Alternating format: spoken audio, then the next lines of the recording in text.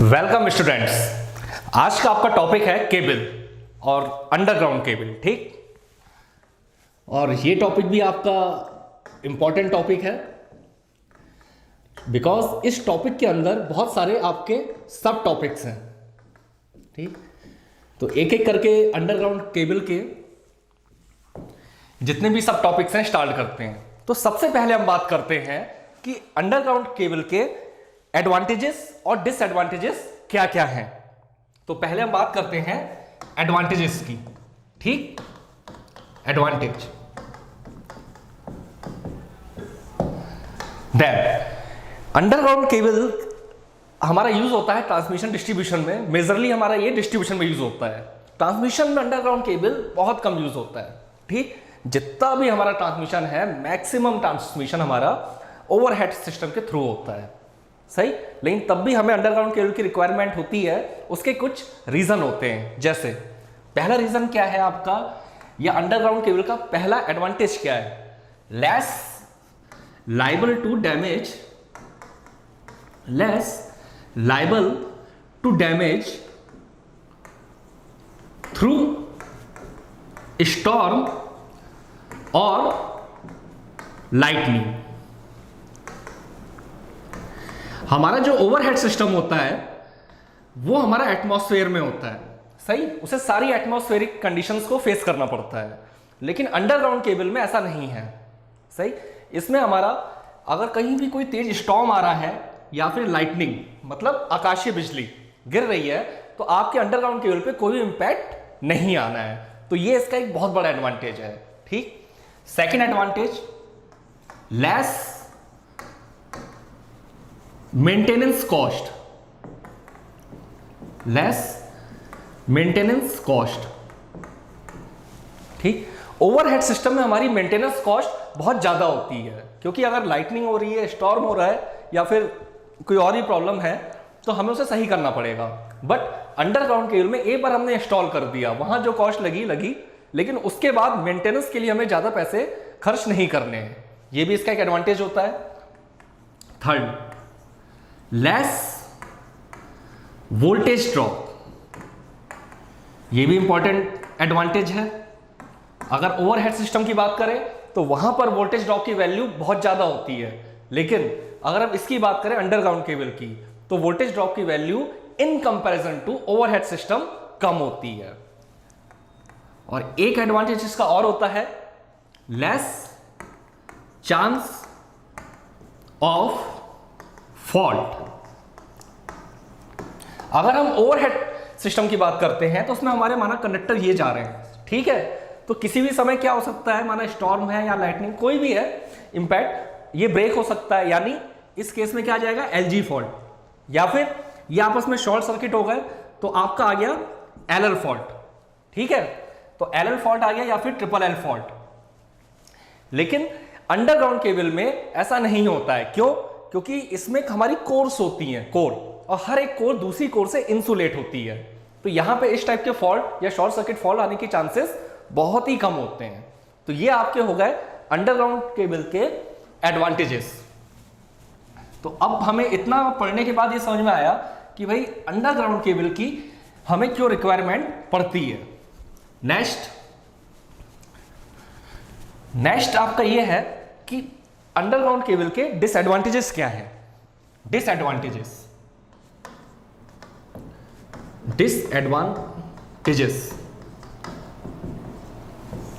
तो इसका पहला डिसएडवांटेज है आपका इंस्टॉलेशन कॉस्ट। इंस्टॉलेशन कॉस्ट इसकी बहुत ज्यादा होती है in comparison to overhead system. Overhead system में सिंपल आपका कंडक्टर होता है। ठीक है, जबकि अंडरग्राउंड केबल में क्या होता है, कंडक्टर भी है, कंडक्टर के ऊपर इंसुलेशन लेयर है, बीडिंग है, आर्मरिंग है, बहुत सारी लेयर्स हैं। प्लस हमें जहां भी ये इंस्टॉल करनी है, अब क्योंकि अंडरग्राउंड है तो हमें वहां पे खुदाई करनी पड़ेगी और फिर हम इसे इंस्टॉल करेंगे। ठीक है, जबकि ओवरहेड में ऐसा कुछ नहीं है। हमने 2 पोल लगाए और बीच में टावर के बीच में हमने कंडक्टर को फिक्स कर दिया। तो हमारी अंडरग्राउंड केबल में इंस्टॉलेशन बहुत ज्यादा होती है। ये इसका एक मेजर डिसएडवांटेज है। सेकंड है insulation cost. Insulation cost underground cable के केस में काफी ज्यादा होती है। अब ज्यादा होती है in comparison to overhead system. Overhead system में देखिए दो कंडक्टर जा रहे हैं, तो हम इंसुलेशन के लिए कुछ भी यूज नहीं कर रहे हैं। ये कंडक्टर जा रहा है, ये दूसरा कंडक्टर जा रहा है। लेकिन अंडरग्राउंड केबल में ऐसा नहीं होगा। अंडरग्राउंड केबल में क्या होगा कि ये डिस्टेंस पहली बात इतनी ना होके इतनी ही रहेगी, मतलब कम होगी, दो कोर या दो कंडक्टर के बीच ही डिस्टेंस, और बीच में हमें इसे इंसुलेट करना पड़ेगा, सही, जिससे कि शॉर्ट सर्किट ना हो। तो इसकी वजह से हमें इंसुलेशन यूज करना पड़ेगा। इंसुलेशन मटेरियल काफी कॉस्टली आती है, सही। जैसे जैसे वोल्टेज की वैल्यू आपकी ज्यादा होती जाती है, वैसे वैसे हमें इंसुलेटर मटेरियल कैसा चाहिए होता है, जिसकी आपकी डाइलेक्ट्रिक स्ट्रेंथ ज्यादा हो, और जितनी ज्यादा डाइलेक्ट्रिक स्ट्रेंथ होती जाएगी आपकी कॉस्ट इंसुलेटर मटेरियल की बढ़ती जाएगी, और इंसुलेशन कॉस्ट भी बाय डिफॉल्ट बढ़ जाएगी। और तीसरा और सबसे इंपॉर्टेंट डिसएडवांटेज क्या है, 40 किलोमीटर ओवरहेड सिस्टम में क्या है कि जैसे आपने देखा है शॉर्ट ट्रांसमिशन लाइन हो गई, मीडियम ट्रांसमिशन लाइन हो गई, लॉन्ग ट्रांसमिशन लाइन हो गई, लेकिन अंडरग्राउंड केबल में ऐसा नहीं है। अंडरग्राउंड केबल में आप सिर्फ अप्रॉक्सीमेटली 40 किलोमीटर तक ट्रांसमिशन या डिस्ट्रीब्यूशन कर सकते हो। अगर उससे ज्यादा आप ट्रांसमिशन डिस्ट्रीब्यूशन करते हो तो पूरे आपकी ओवरऑल सिस्टम की परफॉर्मेंस खराब हो सकती है। किन टर्म्स में परफॉर्मेंस, एफिशिएंसी हो गई, या फिर वोल्टेज ड्रॉप हो गया, या फिर कुछ और पैरामीटर्स हो गए। तो ये इसका एक मेजर ड्रॉबैक है, किसका, अंडरग्राउंड केबल का। एक बात और थोड़ी सी डिस्कस करते हैं कि जब हमारे पास ओवरहेड सिस्टम था तो हमें अंडरग्राउंड केबल की जरूरत क्यों पड़ी। देखिए मैं आपको एक दो कंडीशन एज्यूम करवाता हूं। जैसे कि आप अगर किसी ऐसे एरिया की बात करें जहां पे बहुत ही ज्यादा डेंस क्लटर है, क्लटर का मतलब आबादी, जहां बहुत ही पतली पतली गलियां हैं, सही, बहुत ही डेंस आबादी है, तो वहां पे हमारा लिए अगर हम ओवरहेड सिस्टम के थ्रू पावर का ट्रांसमिशन कराएंगे तो हैजार्ड होने के चांसेस होंगे। हैजार्ड मतलब कोई ना कोई दुर्घटना हो सकती है, सही। तो ऐसी जगह पे जो आप जहां डेंस क्लटर होता है वहां पे हम पावर ट्रांसमिशन के लिए, डिस्ट्रीब्यूशन के लिए हम अंडरग्राउंड केबल का यूज करते हैं। या फिर दूसरी कंडीशन देखिए, माना कोई फैक्ट्री लगी हुई है, सही, उस फैक्ट्री में आपको हाई वोल्टेज की सप्लाई देनी है किसी बहुत बड़े हॉल के अंदर, तो हाई वोल्टेज सप्लाई देने के लिए ओवरहेड से तो दे नहीं पाएंगे, सही, क्योंकि ओवरहेड से हम जो सप्लाई देते हैं वो हम बहुत ऊंचाई से देते हैं, हाइट से, जिससे आम आदमी को कोई इफेक्ट ना आए। लेकिन ऐसे केसेस में हम अंडरग्राउंड केबल का यूज करते हैं या फिर केबल का यूज करते हैं, ठीक। तो अब हमने एक चीज पढ़ ली कि अंडरग्राउंड केबल की हमें क्यों रिक्वायरमेंट पड़ी। दूसरा हमें यह समझ में आया इसके एडवांटेजेस क्या होते हैं।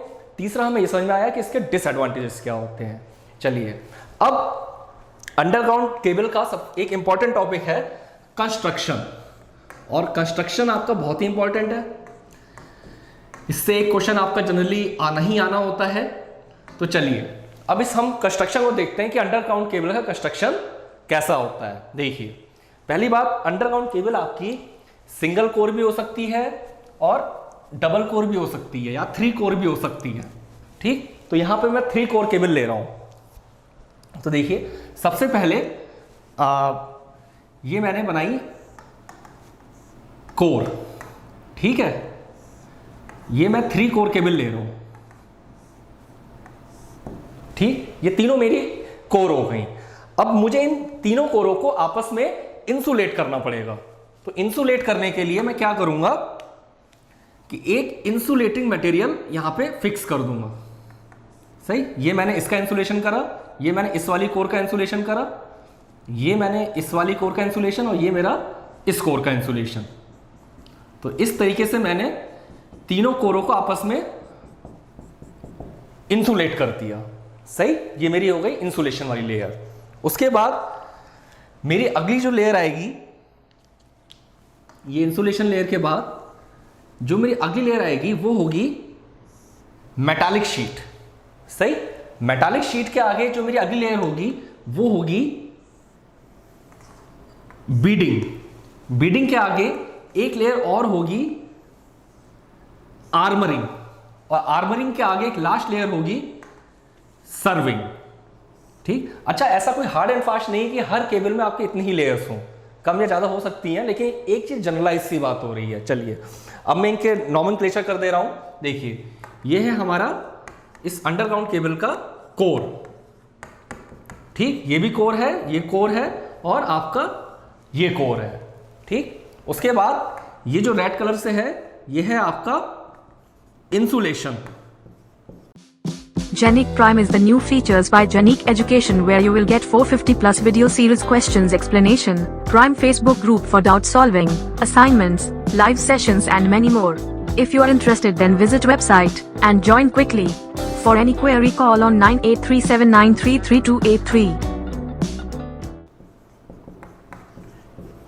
इंसुलेशन। ठीक, उसके आगे जो मैंने अगला पार्ट बनाया है ये है आपकी मेटालिक शीट और दूसरा नाम इसका होता है लेड शीट। ठीक है, नेक्स्ट मैंने जो आपकी लेयर बनाई है इसका नाम है बीडिंग। लिख देता हूं मैं यहां पे बीडिंग। ठीक, नेक्स्ट लेयर जो मैंने बना रखी है इसका नाम मैं लिख दे रहा हूं यहां पे आर्मरिंग। आर्मरिंग। ठीक, और जो लास्ट लेयर है जो आपको विजिबल होती है किसी भी केबल के लिए वो हो गई हमारी सर्विंग। ये मैंने तो अब हम एक एक लेयर के बारे में ऑब्जेक्टिव क्वेश्चन के पॉइंट ऑफ व्यू से बात करते हैं। कोर की बात करें तो कोर हमारी सिंगल कोर भी हो सकती है आपकी, 2 कोर भी हो सकती है केबल आपकी और 3 कोर भी हो सकती है। ठीक है, अब जनरली ये क्वेश्चन पूछा जाता है कोर किस चीज से बनी होती है, किस मटेरियल से बनी होती है। तो generally टिनी stranded copper, टिनी stranded copper की बनी होती है या फिर एल्युमिनियम। ठीक, या फिर ACSR। जनरली कोर जो आपकी होती है 3 मटेरियल्स की होती है। ठीक, उसके आगे बात करते हैं इंसुलेशन लेयर की। इंसुलेशन लेयर में क्या होता है कि हम कोई ना कोई मटेरियल यूज करते हैं। जैसे इंसुलेशन के लिए हमारा जो मटेरियल यूज होता है वो होता है एक इम्प्रिग्नेटेड पेपर। इम्प्रिग्नेटेड पेपर, नेटेड पेपर, यह आपका पहला इंसुलेशन मटेरियल है। दूसरा आप यूज कर सकते हो वार्निश कैम्ब्रिक। Varnish cambric. तीसरा आप यूज कर सकते हो रबर मटेरियल या फिर रबर मिनरल। ठीक है, तीसरे के अलावा और भी आपकी मटेरियल होती है जैसे पॉली विनाइल क्लोराइड, इसके शॉर्ट में हम बोलते हैं PVC। ठीक, ये 4 आपकी insulating material as a use होती हैं। अब इनकी भी कुछ स्पेसिफिकेशंस होती हैं। जो आपका इम्प्रिग्नेटेड पेपर और जो वार्निश कैम्ब्रिक है ये जनरली लो वोल्टेज के लिए यूज होता है। ठीक, लो वोल्टेज और कहां तक का low voltage, up to 11 kV, up to 11 kV। सही है। और रबर मिनरल और पॉलीविनाइल क्लोराइड यानी PVC ये आपका कहां पे यूज होता है, जहां पर टेम्परेचर ज्यादा होता है। अगर टेम्परेचर की वैल्यू ज्यादा हो रही है, टेम्परेचर मतलब हम हाई वोल्टेज अप्लाई कर रहे हैं तो उस केस में ज्यादा हीट आपकी डिसिपेट होगी। सही, तो वहां पे हम इन 2 मटेरियल का यूज करते हैं। इसके अलावा भी इंसुलेशन यूज होता है, जैसे कि मैं यहां लिखता हूं इंसुलेशन के रिगार्डिंग लिखता हूं कि gas filled cable, gas filled और पहले गैस फील्ड की बात कर लेते हैं। जो गैस फील्ड केबल होती है आपकी, उसमें क्या होता है कि हम इंसुलेशन में कोर के बीच में गैस का फ्लो कराते हैं। ठीक है, तो गैस के फ्लो के कराने से क्या होता है कि अगर ये कोर है आपकी, ठीक है, और इसमें बहुत ज्यादा वोल्टेज अप्लाई कर रखा है तो आपकी हीट निकलेगी। अभी जब हीट निकलेगी तो डिसिपेट होगी। सही, तो वो जो डिसिपेट होगी तो गैस की वजह से कन्वेक्शन प्रोसेस होगा। तो कन्वेक्शन प्रोसेस की वजह से वो आसानी से डिसिपेट हो जाएगी। ठीक, तो गैस फिल्ड केबल आपकी हाई वोल्टेज, और ये हाई वोल्टेज भी आपका ग्रेटर देन 132 kV के लिए यूज होती है। उसके अलावा आपका और भी इंसुलेशन है ऑयल फील्ड। सही, ऑयल फील्ड भी आपका हाई वोल्टेज के लिए यूज होती है, लेकिन यह आपका ग्रेटर देन 11 kV और लेस देन 132 kV। सही, तो ऑयल का हम एज अ इंसुलेशन इस वोल्टेज लेवल की रेंज में यूज करते हैं। ऑयल के भी कुछ फायदे होते हैं, जैसे कि कई बार क्या होता है कि हमारे वॉइड्स क्रिएट हो जाते हैं। वॉइड्स का मतलब क्या होता है कि माना ये है, यहाँ पे मैंने पूरा ऑयल भर रखा है, ठीक है, ये मैंने ऑयल भर रखा है, लेकिन होता है क्या कई बार कि इतना सा स्पेस खाली रह गया, या इतना स्पेस खाली रह गया, या इतना, तो इसे हम बोलते हैं वॉइड्स, VOIDS। वॉइड्स का मतलब होता है फ्री स्पेस। ठीक है, तो वॉइड्स होने से क्या हो जाता है कि इलेक्ट्रॉन्स की क्वांटिटी इंक्रीज हो जाती है। सही, और जो आपका इंसुलेटिंग मटेरियल है उसकी जो डाइइलेक्ट्रिक स्ट्रेंथ है वो कम हो जाती है। ठीक, लेकिन ऑयल में क्या होता है कि ये वॉइड्स वाली प्रॉब्लम नहीं होती है। सही, ये भी ऑब्जेक्टिव में आ चुकी है ये बात। ठीक, तो याद रखिएगा। तो ये मैंने आपको इंसुलेशन के बारे में बता दिया। नेक्स्ट बात करते हैं मेटालिक शीट और लेड शीट की। ठीक, इसके क्या मेजर रोल्स हैं। पहला, ये आपका कोर और इंसुलेशन को मॉइस्चर से सेव करता है। सही, मॉइस्चर का क्या मतलब है कि आपकी अंडरग्राउंड केबल है तो जमीन के नीचे ही है, तो हो सकता है कोई लीकेज हो जाए, वाटर या कोई और मॉइस्चर आ जाए, तो वो आपका कंडक्टर या कोर तक ना पहुंचे। उसे रोकने के लिए हम मेटालिक शीट और लेड शीट का यूज करते हैं। दूसरा, लेड शीट के एप्लीकेशन से हमारी जो केबल होती है उसकी फ्लेक्सिबिलिटी हमारी इंक्रीज हो जाती है, क्योंकि अगर अंडरग्राउंड केबल बिल्कुल रिजिड होगी तो रिजिड होने के केस में ब्रेक होने के ज्यादा चांसेस होते हैं, लेकिन फ्लेक्सिबल केस होने से ब्रेक होने के चांसेस कम हो जाते हैं। नेक्स्ट, लेड शीट और मेटालिक शीट का यूज आपका कोरिजन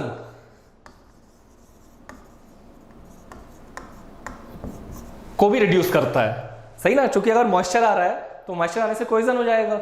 ठीक है ना, तो डाइलेक्ट्रिक स्ट्रेंथ कम हो जाएगी और कंडक्टिविटी बढ़ जाएगी, जबकि हम ऐसा नहीं करना है, तो इससे हमारा कोरिजन भी रिड्यूस होता है। तो ये आपकी तीसरी शीट हो गई या फिर लेयर हो गई मेटालिक शीट। नेक्स्ट लेयर की बात करते हैं बेडिंग। ठीक, बेडिंग जनरली किस चीज की बनी होती है, ये हमारी जूट और हेसियन की बनी होती है। ठीक, बेडिंग के ही हमारे 2-3 मेन रोल होते हैं। पहला रोल तो इसका होता है मॉइस्चर, ये हमारा मॉइस्चर को रोकता है। ठीक, और इसका जो सेकंड और इंपॉर्टेंट है कि ये हमारा मैकेनिकल स्ट्रेंथ को बढ़ाता है। सही, मैकेनिकल स्ट्रेंथ को भी बढ़ाता है। ठीक, लेकिन बेडिंग का एक और रोल होता है कि मैकेनिकल स्ट्रेंथ बढ़ रही है तो जो हमारी आगे लेयर होती है आर्मरिंग, सही, तो आर्मरिंग की वजह से कोई इंजरी ना हो जाए, इंजरी मतलब मैकेनिकल इंजरी या फिर कोई डैमेज ना हो जाए, बेडिंग इस चीज को भी प्रिवेंट करता है। ठीक है, नेक्स्ट लेयर है हमारी आर्मरिंग। सही, तो हमारी आर्मरिंग किस चीज की बनी होती है, बेसिकली हमारी जो आर्मरिंग होती है वो गैल्वेनाइज्ड स्टील वायर की बनी होती है, और इसका जो सबसे इंपॉर्टेंट रोल होता है वो होता है प्रिवेंट मैकेनिकल इंजरी